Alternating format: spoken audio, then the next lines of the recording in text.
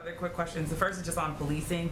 Would the president sign a bill that didn't include an end to qualified immunity when it came to policing? Jim Clyburn is supporting that now.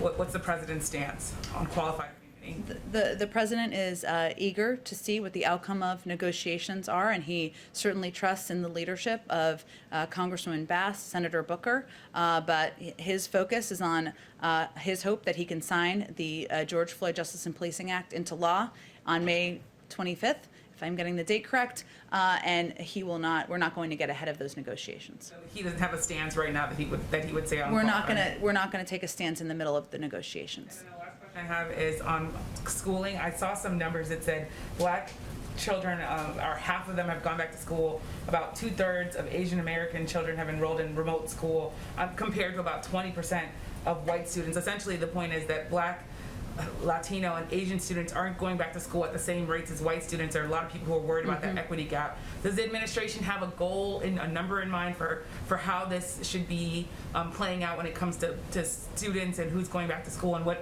the aim there? Yeah, well, one of the challenges is that the data is from March. And so the data at this point is a month and a half old. It still shows encouraging signs, but as you pointed out there, Yamiche, it's not nearly where we want it to be at the end, at the conclusion of this.